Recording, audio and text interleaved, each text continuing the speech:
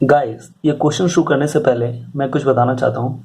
मैं इस चैनल में बहुत ही क्वालिटी क्वेश्चन लाता हूँ जो कि पिछले गेट आईईएस या फिर आईएएस जैसे एग्ज़ाम में आ चुके हैं, और इस तरह के क्वेश्चन अपकमिंग गेट और आईएएस एग्ज़ाम में आने के बहुत ही चांसेस है।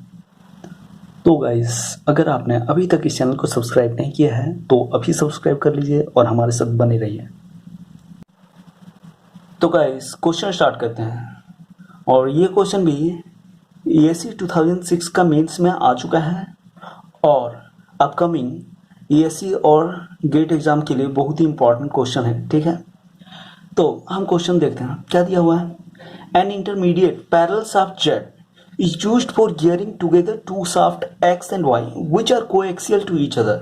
मतलब क्या है कि एक इंटरमीडिएट पैरेलल शाफ्ट जेट है, is used for gearing together two shaft, मतलब जो कि दो शाफ्ट X और Y को गियर करने के लिए यूज किया गया है। ठीक है, which are coaxial to each other, मतलब X और Y जो है कोएक्सियल है। ठीक है, तो इसका हम फिगर भी बनाते हुए चलते हैं। ठीक है, तो फिगर इसका कैसे हो जाएगा, इस टाइप का। ठीक है, क्या दिया हुआ है, जो x और y है वो क्या है, कोएक्सियल है। ठीक है, कोएक्सियल है। और z जो है पैरेलल शाफ्ट z जो है ये दोनों के बीच में, ये दोनों से पैरेलल है। ठीक है, और ये दोनों को गियर करने के लिए यूज किया गया है। ठीक है, तो इस तरह से यूज हो जाएगा। ठीक है, और हम जानते हैं कि ये जो फिगर होता है ये किसका एग्जाम्पल है, ये रिवर्टेड गियर ट्रेन का एग्जाम्पल है। ठीक है, इस तरह का फिगर रिवर्टेड गियर ट्रेन का होता है। ठीक है, इसके बाद क्या दिया हुआ, the gear wheel connecting x and Z have a module of 2। X और जेड के बीच में जो गियर जो कनेक्ट है उसका मॉड्यूल 2 है, and those connecting Z and why a module of 3। और जो जेड और वाई को जो कनेक्ट कर रहा है उसका मॉड्यूल 3 दिया हुआ। ठीक है, the speed of Y is to be about but less than 1/12 that of X. अब क्या बोला है कि जो y का जो स्पीड है, यहाँ पे y का स्पीड जो है वो क्या है, अबाउट है 1/12 दैट ऑफ एक्स। अबाउट है, ठीक है, इक्वल नहीं है, अबाउट है, but less than 1/12 that of x. और ये कितना के लेस है, 1/12 दैट ऑफ एक्स। ठीक है, if two pinions have 24 teeth each, pinions का जो, अब यहाँ पे पिनियन कौन सा है, अब ये दोनों, ये ड्राइवर है और ये ड्राइवर है, और ये ड्रिवन की तरह काम करता है और ये भी ड्रिवन की तरह काम करता है, तो पिनियन ये वाला और ये वाला हो गया। ठीक है, तो यहाँ पे क्या दिया हुआ, if two pinions have 24 teeth, मतलब इसका और इसका जो है टीथ है वो 24 टीथ दिया हुआ। ठीक है, each. Find suitable number of teeth for gears and pinions. अब हमको निकालना है यहाँ पे क्या है, suitable number of teeth for the gears and pinions. अब यहाँ पे एक चीज दिखा हुआ है कि suitable number of teeth for the gears and पिनियंस।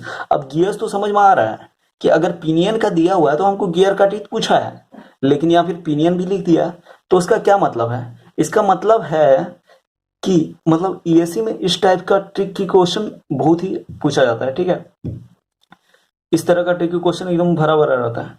तो मतलब यहाँ पे क्या हो जाएगा, मतलब इस यहाँ पे जो एग्जामिनर है वो हमसे क्या चाहता है, वो मतलब क्या यहाँ पे कैलकुलेट करने बोल रहा है उसको हमको देखना पड़ेगा। तो ये जब हम क्वेश्चन सॉल्व करेंगे अभी, तो हम तब हम देखते हैं। ठीक है, तो इसके आगे क्या पूछा गया है, द एक्चुअल वेलोसिटी रेशियो, इसका वेलोसिटी रेशियो हमको निकालना है। ठीक है, and the corresponding distance of shaft Z, और शाफ्ट जेड का कॉरस्पॉन्डिंग डिस्टेंस निकालना है फ्रॉम शाफ्ट एक्स, मतलब ये दोनों के बीच में डिस्टेंस निकालना। ठीक है, तो अब दिया हुआ है क्या क्या चीज है, अब दिया हुआ है, पहले जो दिया हुआ है वो क्या दिया हुआ है, मॉड्यूल दिया हुआ है, किसके मॉड्यूल 2 दिया हुआ है, एक्स और जेड के बीच में मॉड्यूल दिया हुआ है 2 mm। ठीक है, that is for gear 1 and 2।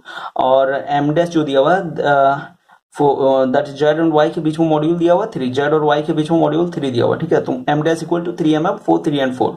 और क्या दिया हुआ है, द स्पीड ऑफ वाई का जो स्पीड, वाई का स्पीड दिया हुआ, वाई का स्पीड मतलब क्या हुआ, ये ω4, अगर इसको ω1 लिखते हैं तो ये इसका कितना हो जाएगा, ω4 हो जाएगा इसका स्पीड। ठीक है, तो ω4 क्या बोल रहा है, the speed of Y is to about but less than 1/12 that of X. तो मतलब ये बोल रहा है कि 1/12 ω1 से लेस होगा ω4। ठीक है, तो ये दिया हुआ है कंडीशन, तो इम्प्लाई दैट क्या हो जाएगा, ω1/ω4, इसको हम इधर ले गए। ठीक है, ये ω4 को इधर ले गए। ठीक है, तो ω1/ω4 ग्रेटर देन 12 आ जाएगा। ठीक है, अब ये क्या होता है, ये वेलोसिटी रेशियो होता है, हम जानते हैं रिवर्टेड गियर ट्रेन का ये वेलोसिटी रेशियो होता है और इसका फॉर्मूला क्या होता है T2/T1 इंटू T4/T3, ठीक है। तो ये क्या हो जाएगा, ये ग्रेटर देन 12 हो जाएगा। अच्छा, एक चीज और दिया हुआ है, क्या दिया हुआ, दैट इज जो पिनियन का जो टीथ है वो दिया हुआ 24, ठीक है। That is T1 equal to T3 equal to 24, that is T1 equal to T3 equal to 24 दिया हुआ, ठीक है। अब हमको इसमें निकालना क्या है, तो पहला चीज निकालना था क्या है, suitable number of teeth for the gears and pinions. ये suitable number of teeth for gears and pinions निकालना है। दूसरा चीज क्या निकालना है, actual velocity ratio, actual velocity ratio निकालना था। और तीसरा चीज क्या निकालना था, distance of shaft Z from shaft X, shaft Z और शाफ्ट एक्स के बीच में डिस्टेंस निकालना, that is R1 plus R2, ठीक है। तो अब हम इसका सॉल्यूशन, तो हम देखते हैं अब इसको कैसे हम सॉल्व करें। तो सबसे पहले जो इसका कंडीशन दिया हुआ है, क्या दिया हुआ है, T2/T1 into T4/T3 greater than 12 दिया हुआ है, ठीक है, लिख दिया। अब यहाँ पे T2 तो नहीं दिया हुआ है, T4 भी नहीं दिया हुआ है, लेकिन T1 दिया हुआ है, T1 24, T3 24, तो T2 into T4/24 into 24 greater than 12 हो जाएगा, ठीक है। तो imply that T2 into T4 is greater than 6192 हो जाएगा। हम इसको इक्वेशन 1 मान लेते हैं, ठीक है। अब इसके बाद देखते हैं, इसके बाद हम एक चीज और जानते हैं, रिवर्टेड गियर ट्रेन का क्या होता है formula, MT1 plus T2 equal to M-T3 plus T4। ये पिछले लेक्चर में डिस्कस किया जा चुका है, ठीक है। तो इम्प्लाई दैट 2 इंटू क्या हो जाएगा, M इक्वल टू 2 है, ठीक है, M इक्वल टू 2 यहाँ पे हम देख ही रहे हैं, ठीक है। और T1 इक्वल टू 24 दिया हुआ है, प्लस T2 इक्वल टू, और M- जो है वो 3 mm है, ठीक है, तो 3, और T3 जो है वो 24 दिया हुआ प्लस T4, ठीक है। तो इम्प्लाई दैट इसको कैलकुलेट करेंगे तो क्या आ जाएगा, 48 plus 2T2 equal to 72 plus 3T4, ठीक है। Imply that 3T4 equal to क्या हो जाएगा, इम्प्लाई दैट ये 3T4 इक्वल टू 2T2 और 72 को जब इधर ले जाएंगे तो क्या बचेगा, -24, ठीक है। तो imply that T4 equal to क्या आ गया, 2/3, ये 2 को कॉमन ले लिया, ठीक है, 2/3 इंटू T2 -12, ठीक है।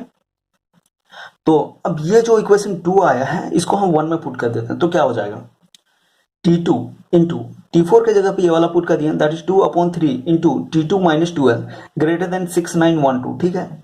इम्प्लाई दैट अब ये T2 स्क्वायर, ये वाला को हम इस साइड ले गए, ठीक है। तो T2 square minus 12T2 is greater than 6912 into 3/2। Imply that यहाँ से क्या आ जाएगा, T2 स्क्वायर माइनस 12T2, और इसको कैलकुलेट करके हम इस साइड ले गए, that is 10368 minus 10368 greater than 0।